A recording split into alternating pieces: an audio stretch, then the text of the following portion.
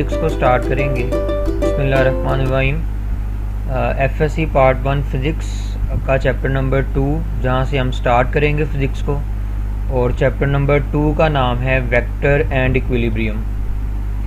अब किसी भी चैप्टर का जो नाम है वो पूरे चैप्टर को एक्सप्लेन करता है कि हमने इस चैप्टर में क्या स्टडी करना है। फॉर एग्ज़ाम्पल, जैसे हमारे चैप्टर 2 का नाम है वेक्टर एंड इक्विलिब्रियम, तो इसका मतलब है कि इस चैप्टर में हम दो चीज़ों को स्टडी करेंगे। नंबर 1 वेक्टर, और जो लेटर ऑन हम इस चैप्टर के लास्ट में स्टडी करेंगे वो इक्विलिब्रियम होगा, कि कब कोई भी बॉडी इक्विलिब्रियम में होती है। अब वेक्टर को स्टडी करने से पहले कुछ बेसिक इन्फॉर्मेशन है, कुछ चीज़ें हैं जिनका हमें पता होना चाहिए। वहाँ से हमें वेक्टर की बेहतर अंडरस्टैंडिंग हो सकती है। अब याद रखना है आपने कि पूरी दुनिया में जितनी भी क्वांटिटीज़ हैं, क्वांटिटीज़ का मतलब चीज़ें, अगर हम उन्हें ब्रॉडली क्लासीफाई करें तो ये दो तरह की हैं। कुछ ऐसी चीज़ें हैं जो कि फ़िज़िकली एग्जिस्ट करती हैं, और कुछ ऐसी चीज़ें हैं जो कि फ़िज़िकली एग्जिस्ट नहीं करती। तो इसी बेस पे हमने पूरी दुनिया में जितनी भी क्वांटिटीज़ हैं उन्हें दो तरह की क्लासेस में क्लासीफाई किया हुआ है। Number 1 is physical quantities and the second one is non physical quantities. अब जैसा कि नाम से ही हमें आपको आइडिया हो जाएगा कि फ़िज़िकल का मतलब ऐसी क्वांटिटीज़ जो कि फ़िज़िकली प्रेजेंट होंगी, जो फ़िज़िकली एग्जिस्ट करेंगी, और नॉन फिज़िकल का मतलब ऐसी क्वांटिटीज़ जो कि फ़िज़िकली प्रेजेंट नहीं होंगी। तो फ़िज़िकल क्वांटिटीज़ को हम डिफ़ाइन करते हैं कि ऐसी क्वांटिटीज़, पूरी दुनिया में ऐसी क्वांटिटीज़ या ऐसी चीज़ें जो कि फ़िज़िकली प्रेजेंट होंगी वो फ़िज़िकल क्वांटिटीज़ हैं। अब फ़िज़िकल प्रेजेंट होने का क्या मतलब होता है? अगर कोई चीज़ फ़िज़िकली प्रेजेंट होगी या हमारे सामने मौजूद होगी और आपसे कह दिया जाता है कि आप इसकी लेंथ मेजर करें, विड्थ मेजर करें, या किसी भी पैरामीटर को मेजर करें, तो उसकी मेजरमेंट करना पॉसिबल है या उसको मेजर किया जा सकता होगा। मेजर करना या उसको क्वांटिफाई करना हमारे लिए ईजी होगा। ठीक है, तो फिज़िकल क्वांटिटीज़ ऐसी क्वांटिटीज़ होंगी, नंबर 1 जो फ़िज़िकली एग्जिस्ट करेंगी, और फिज़िकली एग्जिस्ट करने का मतलब ये होगा कि उन्हें मेजर किया जा सकता होगा या क्वांटिफाई किया जा सकता है। तो ऐसी तमाम फ़िज़िकल क्वांटिटीज़, ऐसी तमाम क्वांटिटीज़ को हम नाम देंगे फ़िज़िकल क्वांटिटीज़। अब नॉन फिज़िकल क्वांटिटीज़ क्या होंगी? ये ऐसी चीज़ें होंगी जो नंबर 1 फ़िज़िकली एग्जिस्ट नहीं करेंगी। अब अगर कोई चीज़ फ़िज़िकली एग्जिस्ट ही नहीं करती, जैसे आपसे कह दिया जाता है कि सपोज़ आपके सामने एक चीज़ है, बस आपने उसको इमेजिन करना है, लेकिन वो मौजूद नहीं है वहाँ पे, फ़िज़िकली प्रेजेंट नहीं है, और आपसे मैं कह देता हूँ कि आप उसकी लेंथ मेजर करके बताएं, तो यकीनन आप मेजर नहीं कर पाएंगे। क्यों? क्योंकि वो फ़िज़िकली प्रेजेंट नहीं है या मौजूद नहीं है। तो ऐसी तमाम चीज़ें जो कि फ़िज़िकली प्रेजेंट नहीं होंगी उन्हें नॉन फिज़िकल क्वांटिटीज़ का नाम देंगे। और फिज़िकली प्रेजेंट ना होने का मतलब है कि हम ना तो वो मेजर की जा सकती हैं और ना ही क्वांटिफाई की जा सकती हैं। अब हम इनकी एग्जांपल्स को डिस्कस करेंगे। नॉन फिज़िकल की एग्जांपल्स में कौन कौन सी चीज़ें होती हैं? नॉन फिज़िकल क्वांटिटीज़ के अंदर आती हैं हमारी फीलिंग्स। फॉर एग्ज़ाम्पल, हमारी feelings of happiness, sadness, rudeness. मतलब हम ये तो कह सकते हैं कि हम खुश हैं या ज़्यादा खुश हैं या कम खुश हैं, लेकिन हम एग्जैक्टली ये नहीं बता सकते कि हम कितना खुश हैं, या हम इसको मेजर या क्वांटिफाई नहीं कर सकते। क्यों? क्योंकि ये फ़िज़िकली एग्जिस्ट नहीं करते, बट स्टिल ऐसी चीज़ है जो कि दुनिया में एग्जिस्ट करती है। तो इसी तरह अगर हम नाराज़ हैं या हम कहते हैं जी किसी का बिहेवियर रूड है, तो कितना रूड है इसे क्वांटिफाई नहीं किया जा सकता।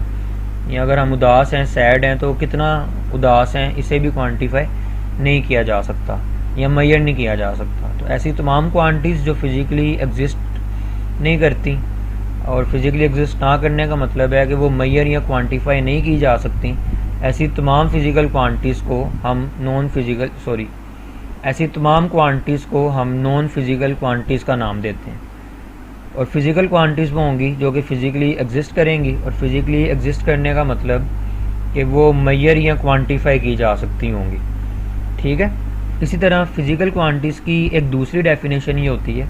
अच्छा, अब एक चीज़ आपने याद रखनी है कि लॉज ऑफ फिज़िक्स सिर्फ फ़िज़िकल क्वांटिटीज़ पे अप्लाई होते हैं। तो ऐसी चीज़ों पे अप्लाई होते हैं जो कि फ़िज़िकली एग्जिस्ट करती हैं। नेचर के जितने भी लॉज हैं जिन्हें हम लेटर ऑन डिस्कस करेंगे, तो इन्हें हम इस तरह भी डिफ़ाइन करते हैं कि ऐसी क्वांटिटीज़ जिन पे फिज़िक्स के लॉज को अप्लाई किया जा सकता है, या जिनके ज़रिए फ़िज़िक्स के लॉज़ को एक्सप्लेन किया जा सकता है, ऐसी तमाम क्वांटिटीज़ को फ़िज़िकल क्वांटिटीज़ का नाम देते हैं। अब इनकी एग्जांपल्स क्या क्या होंगी?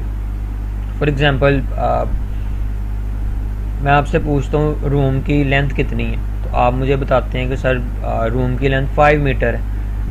तो लेंथ एक ऐसी चीज़ है जो एग्जिस्ट करती है, और एग्जिस्ट करती थी तो मेजरेबल भी है। तो क्योंकि लेंथ मेजरेबल क्वांटिटी है तो इसलिए ये फ़िज़िकल क्वांटिटी होगी। इसी तरह किसी भी चीज़ का मैस, आप एक दुकानदार के पास जाते हैं और आप उसे जाके कहते हैं कि मुझे 5 किलो या 10 किलो आटा दे दे या फ्लोर दे दे, तो वो आपको मेजर करके दे देता है। तो अगर मैस मेजरेबल क्वांटिटी ना होती तो वो कैसे मेजर करता? तो ये मेजरेबल थी तो उसने मेजर करके आपको दी। तो इसका मतलब है कि जो मैस है वो भी क्योंकि मेजरेबल क्वांटिटी है तो फिज़िकल क्वांटिटी है। इसी तरह टाइम मेजर किया जा सकता है, टेम्परेचर मेजर किया जा सकता है, एनर्जी मेजरेबल क्वांटिटी है, और बेशुमार ऐसी दुनिया के अंदर क्वांटिटीज़ हैं जो कि मेजरेबल क्वांटिटीज़ हैं। तो ऐसी तमाम फिज़िकल क्वांटिटीज़ को फ़िज़िकल क्वांटिटीज़ का नाम देते हैं। ठीक है, तो आई होप आपको क्वांटिटीज़ का कॉन्सेप्ट क्लियर हो गया होगा। फिज़िकल क्वांटिटीज़ क्या होती हैं और नॉन फिज़िकल क्वांटिटीज़ क्या होती हैं। अच्छा, नेक्स्ट अगर हम फिज़िकल क्वांटिटीज़ की क्लासिफिकेशन की बात करें तो फिज़िकल क्वांटिटीज़ को दो तरह क्लासीफाई किया जाता है। एक इनकी क्लासिफिकेशन हम चैप्टर नंबर 1 में स्टडी करेंगे, और जो दूसरी क्लासिफिकेशन है वो उसी के ऊपर हमारा ये चैप्टर है, वेक्टर एंड इक्विलिब्रियम। अच्छा, अब सबसे पहले एक इनकी क्लासिफिकेशन होती है base quantities and drive quantities. अब ये क्लासिफिकेशन किस बेस पे की जाती है आपको इसका पता होना चाहिए। अगर हम इस बेस पे क्लासीफाई करें कि फ़िज़िकल क्वांटिटीज़ बनी किस तरह होती हैं, तो इस बेस पे फ़िज़िकल क्वांटिटीज़ दो तरह की होती हैं, बेस क्वांटिटीज़ और ड्राइव क्वांटिटीज़। मैं इनका ओवरव्यू आपको दे देता हूँ, डिटेल इनकी हम चैप्टर नंबर 1 में डिस्कस करेंगे। अब अगर हम नाम पे फोकस करें तो बेस का मतलब होता है बुनियाद। तो बुनियाद वो चीज़ होती है जिसके ऊपर कोई भी चीज़ या कोई भी इमारत कायम की जाती है, या जिससे कोई भी चीज़ मिल के बनी होती है। तो पूरी दुनिया में जितनी भी मेजरेबल क्वांटिटीज़ या फ़िज़िकल क्वांटिटीज़ हैं, उनमें से 7 फिज़िकल क्वांटिटीज़ ऐसी हैं जो किसी से मिलकर नहीं बनी हुई, लेकिन दुनिया की बाकी तमाम फिज़िकल क्वांटिटीज़ इन 7 फिज़िकल क्वांटिटीज़ के मिलने से बनी हुई हैं। तो इसका मतलब है कि मैं कह सकता हूँ कि 7 फिज़िकल क्वांटिटीज़ ऐसी हैं जो खुद तो किसी से मिलकर नहीं बनी, लेकिन उनसे बाकी तमाम फिज़िकल क्वांटिटीज़ मिलकर बनी हुई हैं। तो ये 7 फिज़िकल क्वांटिटीज़ दुनिया की बाकी तमाम फिज़िकल क्वांटिटीज़ की बेस हैं। ठीक है, क्योंकि बाकी तमाम इनसे बनी हुई हैं, तो इसीलिए इन क्वांटिटीज़ को बेस क्वांटिटीज़ का नाम दिया जाता है। और ये सिर्फ 7 होती हैं। कौन कौन सी होती हैं हम चैप्टर 1 में स्टडी करेंगे। और सेकंड पे हमारे पास आती हैं ड्राइव का वर्ड उस चीज़ के लिए यूज़ किया जाता है जो किसी से मिलके बना हो। तो जैसा कि हमने भी डिस्कस किया कि 7 ऐसी हैं जो किसी से मिलके नहीं बनी हुई, लेकिन बाकी तमाम इन 7 से मिलके बनी हुई हैं। तो दुनिया की तमाम वो क्वांटिटीज़ जो बेस से मिलके बनी होती हैं, मैं कह सकता हूँ कि वो बेस से ड्राइव हुई हैं या बेस से निकली हैं, तो उन तमाम फिज़िकल क्वांटिटीज़ को ड्राइव क्वांटिटीज़ का नाम देते हैं। अच्छा, अब अगर मज़ीद हम फिज़िकल क्वांटिटीज़ को एनालाइज़ करें तो फर्दर इनमें डिफरेंस पाया जाता है, और वो डिफरेंस इस बेस पे होता है कि कुछ फिज़िकल क्वांटिटीज़ ऐसी हैं जिनका सिर्फ मैग्नीट्यूड होता है, सिर्फ मिकदार होती है, और कुछ फिज़िकल क्वांटिटीज़ ऐसी हैं जिनका मैग्नीट्यूड भी होता है और डायरेक्शन भी होती है। तो अगर हम इन चीज़ों की बेस पे क्लासीफाई करें तो फिज़िकल क्वांटिटीज़ फर्दर क्लासीफाई होती हैं स्केलर्स में, वेक्टर्स में। इन्हें हम एक एक करके देखेंगे कि स्केलर्स क्या होते हैं, वेक्टर्स क्या होते हैं। और कुछ फिज़िकल क्वांटिटीज़ ऐसी भी होती हैं जो ना स्केलर्स होती हैं और ना ही वेक्टर्स होती हैं, तो इनको हम नाम देते हैं टेंसर्स का। अब एक एक करके हम देखते हैं कि स्केलर्स क्या होते हैं, वेक्टर्स क्या होते हैं और टेंसर्स क्या होते हैं, और इनकी एग्जांपल्स कौन कौन सी होती हैं। अगर स्केलर्स की बात करें तो आपने याद रखना है कि scalar is a physical quantity. ठीक है, क्योंकि पूरी दुनिया में जितनी भी क्वांटिटीज़ हैं वो या तो फिज़िकल हैं या नॉन फिज़िकल हैं। तो आपने ये याद रखना है कि स्केलर फिज़िकल क्वांटिटीज़ की क्लासिफिकेशन में आती है, नॉन फिज़िकल में नहीं आती। तो फिज़िकल क्वांटिटी जो कि फ़िज़िकली प्रेजेंट होगी वही या तो स्केलर हो सकती है या वेक्टर हो सकती है या टेंसर हो सकती है। Non physical quantity scalar, vector या टेंसर नहीं हो सकती। तो इसलिए स्केलर्स ऐसी फ़िज़िकल क्वांटिटीज़ हैं जिन्हें कम्प्लीटली डिस्क्राइब करने के लिए सिर्फ मैग्नीट्यूड की ज़रूरत होती है। ठीक है, नॉर्मली हम इसको इस तरह समझ तो लेते हैं कि ऐसी क्वांटिटीज़ जिनका सिर्फ मैग्नीट्यूड होता है, लेकिन आई डोंट थिंक कि ये इसकी कंप्लीट डेफिनेशन है या ये कोई सेंस हमारे माइंड में ऐसी बनाती है जहाँ से हम इस कॉन्सेप्ट को समझ सकें। मैं भी आपको लेटर ऑन एग्जांपल से भी प्रूव करूँगा ये। तो बहरहाल इसको समझने के लिए या इसके कॉन्सेप्ट को क्लियर करने के लिए आपने याद रखना है कि दुनिया में ऐसी तमाम फिज़िकल क्वांटिटीज़ जिन्हें कम्प्लीटली डिस्क्राइब करने के लिए, कम्प्लीटली डिस्क्राइब करने का मतलब है अगर हम किसी को समझाना चाहें, इनके बारे में बताना चाहें, तो हम उन्हें सिर्फ मैग्नीट्यूड बताएंगे और उन्हें अगले बंदे को बात समझ में भी आ जाएगी। तो ऐसी तमाम फिज़िकल क्वांटिटीज़ जिन्हें कम्प्लीटली डिस्क्राइब करने के लिए सिर्फ मैग्नीट्यूड की ज़रूरत होती है, उन्हें हम स्केलर्स का नाम देते हैं। और वेक्टर्स क्या होते हैं? वेक्टर ऐसी फिज़िकल क्वांटिटीज़ होती हैं जो सिर्फ मैग्नीट्यूड से डिस्क्राइब नहीं होती। अगर मैं सिर्फ मैग्नीट्यूड बताऊंगा तो किसी को बात समझ में नहीं आएगी कि क्या बात हो रही। ठीक है, तो इनके लिए हमें डायरेक्शन की ज़रूरत भी होती है। तो ऐसी तमाम फिज़िकल क्वांटिटीज़ जिन्हें कम्प्लीटली डिस्क्राइब करने के लिए मैग्नीट्यूड और डायरेक्शन दोनों की ज़रूरत होती है। अगर मैं खाली डायरेक्शन बताऊंगा तो फिर भी बात समझ में नहीं आएगी, मैग्नीट्यूड बताऊंगा तो फिर भी समझ में नहीं आएगी। सो जिन्हें डिस्क्राइब करने के लिए मैग्नीट्यूड और डायरेक्शन दोनों की ज़रूरत होगी, उन्हें हम वेक्टर्स का नाम देंगे। और टेंसर्स क्या होते हैं? टेंसर्स ऐसी फिज़िकल क्वांटिटीज़ हैं जो ना स्केलर्स होती हैं ना वेक्टर्स होती हैं। आपकी बुक में तो एक्सप्लेन नहीं की गई, लेकिन स्टिल आपकी बुक में बेशुमार ऐसी एग्जांपल्स पाई जाती हैं जो ना स्केलर्स हैं और ना ही वेक्टर्स हैं, तो वो टेंसर्स में आती हैं। तो अगर आपको उनका आइडिया नहीं होगा तो आप मिस्टेकनली उन्हें स्केलर्स में मार्क करेंगे और आपके नंबर कटने के चांसेस होंगे। तो इसलिए आपको इनका पता होना चाहिए ताकि आपकी जो मार्क्स की डिडक्शन है उनसे आप अवॉइड कर सकें। अच्छा, अब एक एक करके इनकी एग्जांपल्स को देखते हैं। अच्छा, स्केलर्स के बारे में ना आपने एक चीज़ याद रखनी है कि स्केलर या तो दो तरह के हो सकते हैं स्केलर फर्दर, या तो ये सिंपल नंबर्स की फॉर्म में होंगे। सिंपल नंबर का मतलब सिर्फ मैग्नीट्यूड, कोई यूनिट नहीं होगा इनका, और या ये फिज़िकल क्वांटिटी होगी। फिज़िकल क्वांटिटी का मतलब होता है कि मैग्नीट्यूड भी होगा और यूनिट भी होगा। ठीक है, अब अगर हम नंबर्स की एग्जांपल को देखें तो for example number of pages in your book, आपकी बुक में कितने पेजेस हैं? तो जैसे 200 पेजेस हैं, 300 पेजेस हैं, 10 पेजेस हैं, 20 पेजेस हैं, तो ये सिर्फ मैग्नीट्यूड है, कोई यूनिट नहीं है, ये भी स्केलर है। ठीक है, इसी तरह number of chairs in the class में चेयर्स कितनी हैं, तो इसका कोई यूनिट नहीं होगा, but still it is a magnitude, और अगर मैग्नीट्यूड है तो ये स्केलर है। और अगर हम फिज़िकल क्वांटिटीज़ वाले स्केलर्स की बात करें जिनका यूनिट भी होता है, तो उनमें आ जाती हैं लेंथ। जैसे हम कहते हैं किसी चीज़ की लेंथ 5 मीटर है, तो 5 इसमें मैग्नीट्यूड होगा और मीटर इसमें यूनिट होगा। मैस 10 kg है या 10 किलोग्राम है, तो 10 इसमें मैग्नीट्यूड होगा और किलोग्राम उसका यूनिट होगा जिसमें हमने मैस को मेजर किया। ये यूनिट्स क्या होते हैं, इन्हें भी हम डिटेल में चैप्टर 1 में स्टडी करेंगे। मोस्टली हमने ऐसे यूनिट्स का सुना होता है, लेकिन उसके अलावा दुनिया में कौन कौन से सिस्टम है जो एग्जिस्ट करते हैं और कहाँ कहाँ पे यूज़ होते हैं, उन पे भी इंशाल्लाह हम डिटेल में डिस्कशन करेंगे चैप्टर नंबर 1 के अंदर। ठीक है, तो अगर हम लेंथ की बात करें तो लेंथ एक ऐसी फिज़िकल क्वांटिटी है जिसका सिर्फ मैग्नीट्यूड है, कोई डायरेक्शन नहीं होती।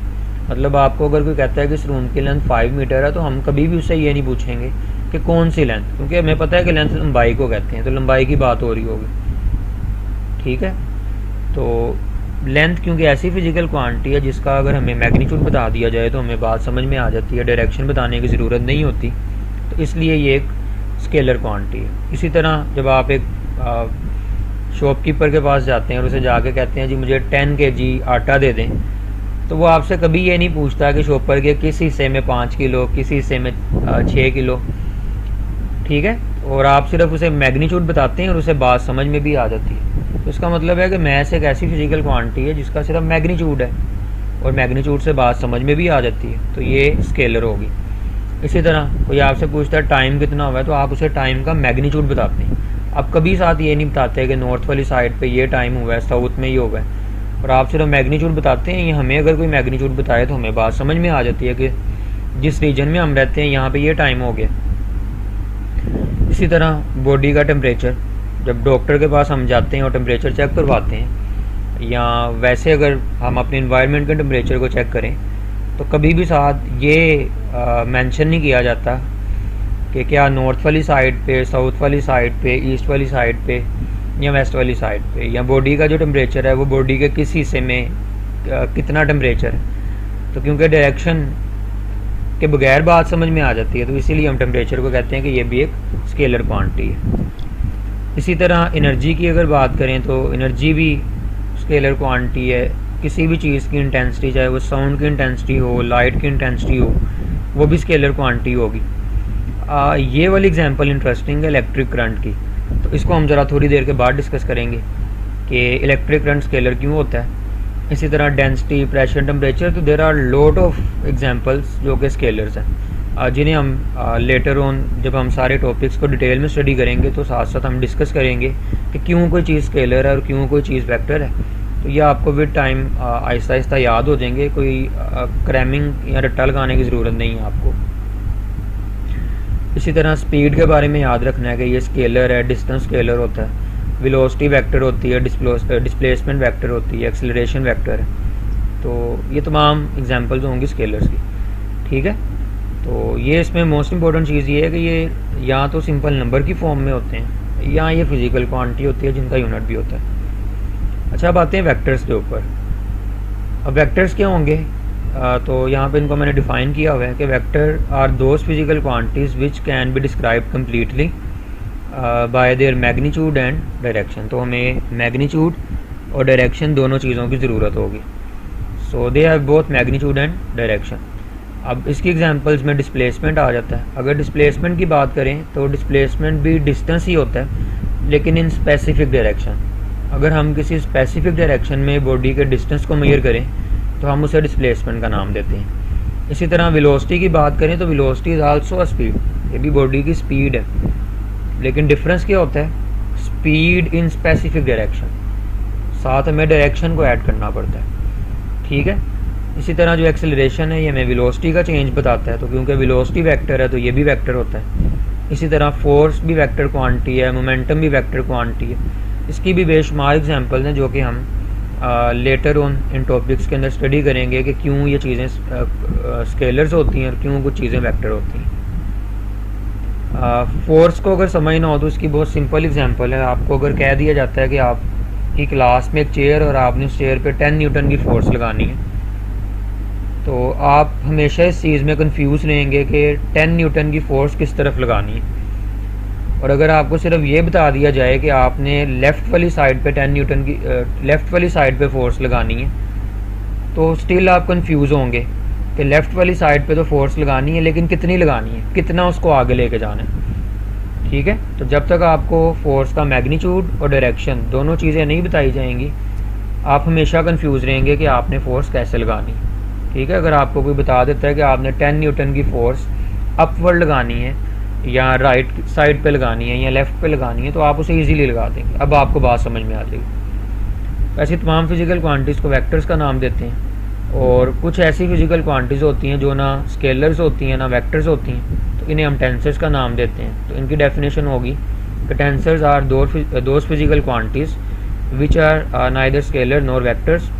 अब इसकी एग्जांपल्स में हमारे पास इनर्शिया, स्ट्रेस, स्ट्रेन एटसेट्रा, तो ये वो चीज़ें हैं जो कि टेंसर्स होते हैं। अब जैसा कि हम लोगों ने डिस्कस किया कि वेक्टर एक ऐसी फिजिकल, और आपका ये जो चैप्टर है ये वेक्टर्स के ऊपर है, ठीक है। अब यहाँ पे मेरा आप लोगों से एक क्वेश्चन है कि अगर हम करंट की बात करें तो करंट एक ऐसी फिजिकल क्वांटिटी है जिसका मैग्नीट्यूड भी होता है। जैसे हम कहते हैं यहाँ से 5 एम्पेयर्स का करंट फ्लो हो रहा है, 10 एम्पेयर्स का करंट फ्लो हो रहा है, तो इसका मैग्नीट्यूड भी होता है और डायरेक्शन भी होती है।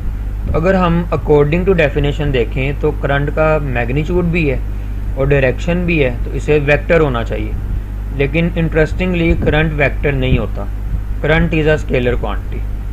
तो आज के टॉपिक में आप लोगों के लिए क्वेश्चन है कि ऐसी क्या रीज़न होती है कि मैग्नीट्यूड और डायरेक्शन होने के बावजूद करंट वेक्टर क्वांटिटी नहीं होता, स्टिल ये एक स्केलर क्वांटिटी है। तो क्यों